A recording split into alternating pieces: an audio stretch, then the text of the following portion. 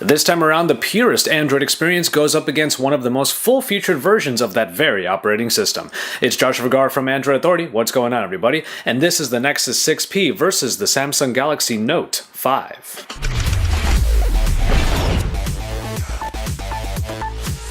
As always with these versus videos, you can find the more minute details, including the spec sheets for both of these devices, by clicking on the card that should be appearing right about now so you can see the full written comparison at AndroidAuthority.com. When it comes to design, you're pretty much going to get premium either way. It just matters what kind of material you're going for. In the case of the Samsung Galaxy Note 5, we now have a metal frame with a unibody that employs dual glass panels. What's nice is that there is a curve to the backing, so it does sit really nicely in the hand, but this unibody also means that there are no more removable backs, and that means no more replaceable batteries or expandable storage. But really from there, you have a lot of the same elements, including the S Pen, which is nestled right down here in the corner and now has a clicky top, so it is able to be in there completely recessed. You still get the same button layout all over the place, and really this feels like a still Samsung-esque device. On the other hand, we have the Nexus 6P, which takes on a new design now head by Huawei. And Huawei has done a great job in providing a big metal redesign on here that provides a very premium look and feel. You even have that black bar on the top, which houses the camera and its accessories, but of course it's all about this fingerprint reader here on the back that is able to wake and unlock the device simply by putting your finger on that area.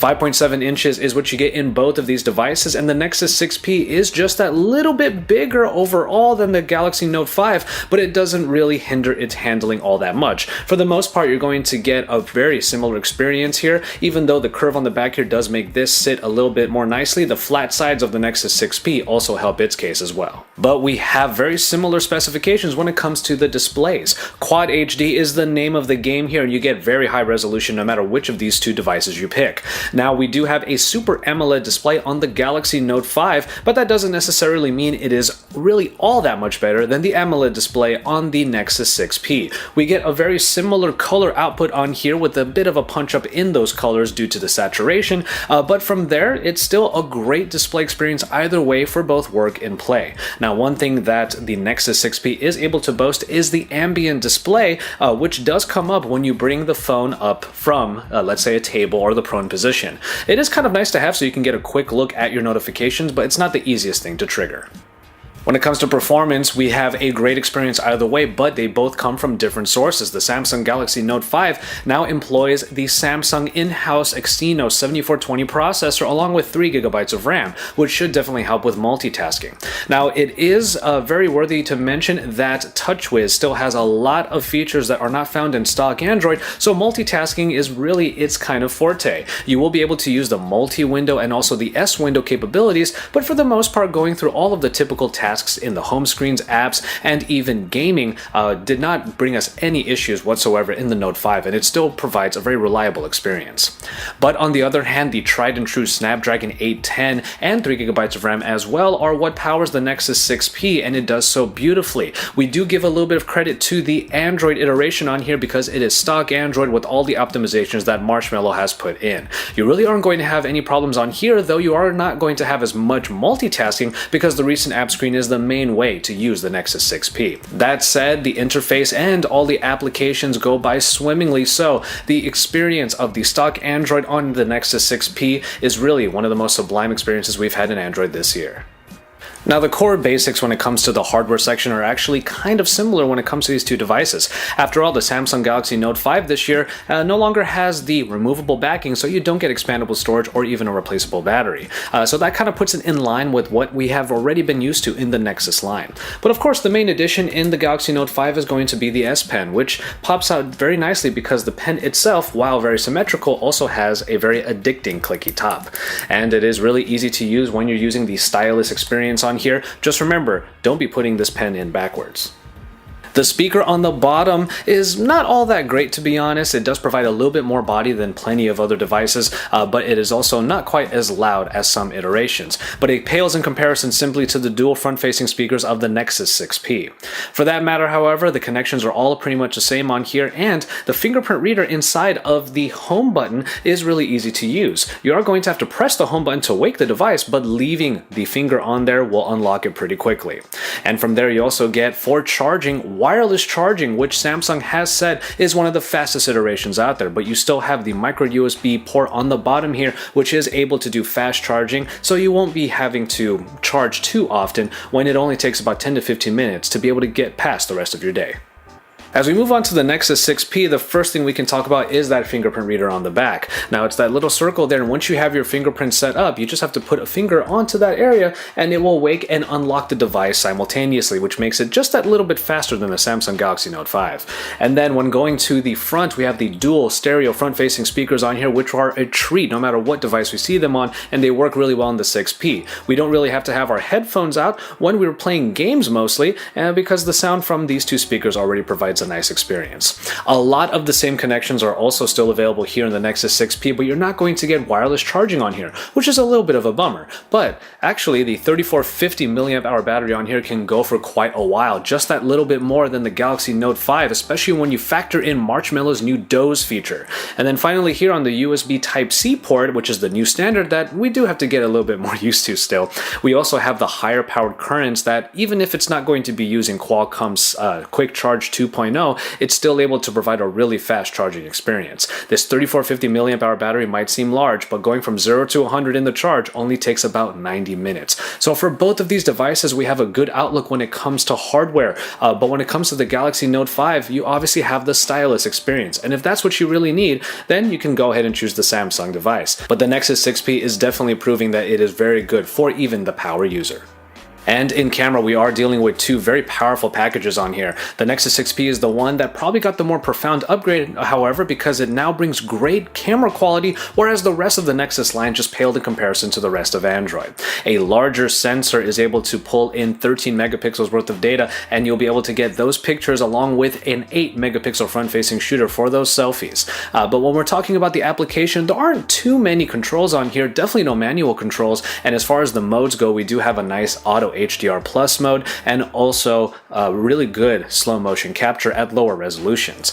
But as far as other modes go, we have things like lens blur and photosphere with not too many extras after that. But that is what the Samsung camera is able to boast. Now, though it does have a 16 megapixel shooter, it is also with optical image stabilization, which the Nexus 6P does not have, and its front-facing shooter is of 5 megapixels. But its application provides a lot of control. Not only are you able to add a lot of different modes onto there, but when you go to the Pro mode, you are able to change, even in minute increments, things like the white balance and the ISO. So from there, you have a lot of great features that Samsung has commonly put into its cameras. But we are always looking at picture quality here, and to that end, we have these examples. We'll start off with the low light shots, of which we actually think that the optical image stabilization is able to pull a more usable shot than the larger sensor of the Nexus 6P. But that is, of course, with the combination of a very steady hand, if you can do it, along with a night mode that tries to pull in a little bit more light in a longer exposure. But when it comes to general pictures, we actually thought that both of the cameras provided really great pictures. The Nexus 6P does tend to have that little bit more sharpness in its photos, and the Galaxy Note 5 is kind of putting a bit of a warm hue over all of its photos, so the color profile might be just very slightly different. That said, however, both pictures are really enjoyable and you should have a lot of fun with it, so it kind of comes down to how much control you want to have over them. That warmish hue that we see on the Galaxy Note 5 can be alleviated, of course, in the Pro mode. So you can really kind of take your pick here, but at the very least, in the auto modes with auto HDR available, you should be able to get some nice photos no matter which of these two devices you pick. And finally, in software, we have two versions of Android here. The Lollipop version of TouchWiz on here, that is Samsung's usually kind of oversaturated in features software suite, and then we have Marshmallow on here, the stock Android, the pure experience of Android. Now, we will start off with the Nexus 6P, which has the stock Android experience, and if you've ever had one before, you kind of know what to expect here. There are a few subtle changes, however, with an extra line on the app drawer that provides your most used applications, app permissions so you can get an extra layer of security, and the flashiest of the new features now on tap, which by holding the home button, you will be able to look for certain terms that are currently shown on the screen. Now, the thing is, though, that the Android Marshmallow iteration on here is all about its speed and snappiness. And of course, when you're going to be getting a Nexus device, you're also going to be getting a lot of updates for the foreseeable future that are available before plenty of the other carriers. But that said, however, speaking of the carriers and manufacturers, Samsung has put a slightly toned down TouchWiz onto onto the Galaxy Note 5, which of course uses as its mark the S Pen. But before we get to that, we still have the multitasking capabilities of the multi-window, which is easily triggered from the already existing recent app screen, and of course the S window if you want to drag down to a floating window. But from there, TouchWiz pretty much looks and feels the way that it always has, but you can of course theme it if you want to. But it's all about this S Pen right here, which does provide a stylus and more executive-like experience if you so needed to.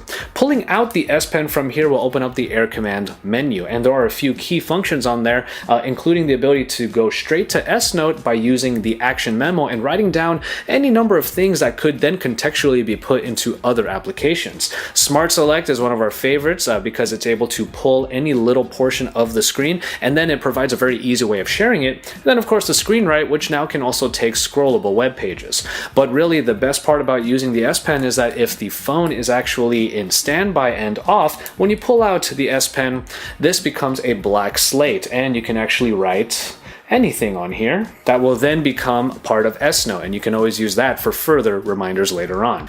Now, it is worthy of mention that the Nexus 6P, despite having a great and mostly updated version of Android, has features that will eventually make it to the other phones, and Samsung is no exception. It just has to take a little bit longer for it to provide those updates for their users' phones, like for example mine, which is still on Lollipop. But if you want a very saturated in-feature software suite, then of course you have multitasking abilities and that S Pen here in the Note 5. So unless you really want those extra ways of doing your work and play, you still will have a great experience on the Nexus 6P doing the conventional and more original ways of all those things.